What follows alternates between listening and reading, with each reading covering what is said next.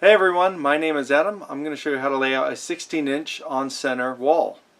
Here's a quick refresher on wall anatomy. You have a top plate and a bottom plate nailed into the ground or the subfloor, and then you have your studs. Okay, first start with your top and your bottom plate. Lay it down on a table or the floor, line them up end to end. Now, if it's going to be nailed into concrete, you're going to need pressure treated, not this, but if it's just subfloor, you can go with that. Now, most measuring tapes will have markings on them in red. You can see 16, 16, they're all red. Now, the 16 inches is where the stud needs to go, and it's going to go every 16 inches. You can see they're all marked in red again. So that's just a helpful tool on a measuring tape to show you where to put your studs. So the end of every wall is always going to have a stud, so you can put an X on there, just like that. Then if you put your measuring tape down, go all the way along until you see 16 inches. Now that's 16 inches on center. That's where the stud's going to go, right in the middle. That's what on center means, the center of the stud. So what you need to do is actually measure, because a stud is 1.5 inches wide, divided in half, you need to measure back 3/4 of an inch. So the first mark would be 15 1/4 inches. Does that make sense? Okay, so my marking is 15 1/4 inches there. That's 3/4 of an inch back. And 32, set 3/4 of an inch back. And the next one ends up at 4 feet, set 3/4 of an inch back. After 4 feet comes 64 inches, so 3/4 of an inch back. The stud will go here, and you just keep going all the way down to the end of the stud, every 16 inches. And you put a little X on the side where the actual stud will be. Okay, now we have it all marked out all the way down the board. Now I need to transfer these marks to both top and bottom plate, and I need them at right angles. I want to make sure the lines I draw are square. So to do that, you need to have a square. Now this is just a regular square here.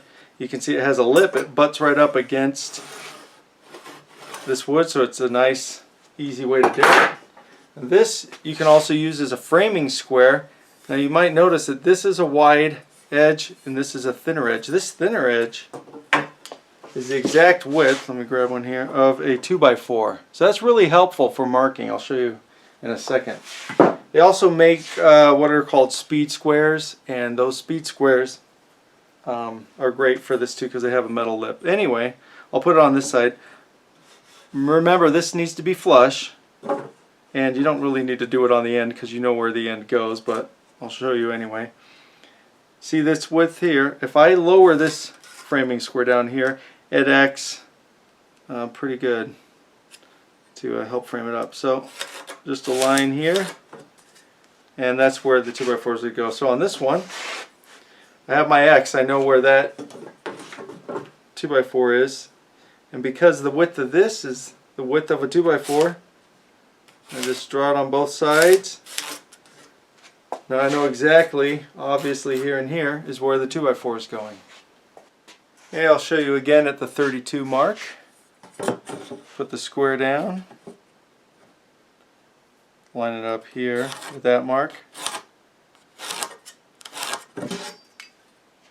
And that's how to do it, all the way down. Okay, so you might be wondering, what's the big deal? Does it have to be exactly 16 inches? You know, for some reason, sometimes in construction you might want to move something over. The reason why it's 16 inches is that's the way building materials come. If I put out a piece of sheetrock, it needs to end at the middle of a stud. You don't want your sheetrock to be over too far or not far enough so that you can't secure it to the wood. Also, insulation will come in 16 inches and other things are like that. It also helps when everything's sheetrocked up and your walls are done. If you need to know where studs are, if you find one stud, you're going to know that there's another one 16 inches here and another one 16 inches here. So it's best to do that. Now I'll show you a few other things. Okay, this might look like a mess, but it's not. This is a load-bearing wall, so you still have your 16 inches on center, but you need additional studs the builders put in to take the weight off of everything that's above. This is multi-story house, so there's a lot of weight on this wall. So they added more studs in between, but still kept it 16 inches. So you're going to go 16 inches over, here's the next 16 inch, here's the next 16 inch, even though there's more in between. You want to keep it so that your building materials still line up. Now you might also be tempted when you're laying them out at the very end of the wall to think, oh, it's so close, I'll just keep it here. Still keep it at 16 inches. They put in another one here and kept it at the 16-inch mark, even though you're almost at the end of the wall. And that's what you want to do. You just want to stick with it. So that's the end of the video. I hope it's been helpful. And again, staying to the 16 inches will really help your drywaller. They'll love you for it. And if that drywaller's you, you're going to love yourself for sticking with it. So anyway, have an awesome day. Thanks for watching.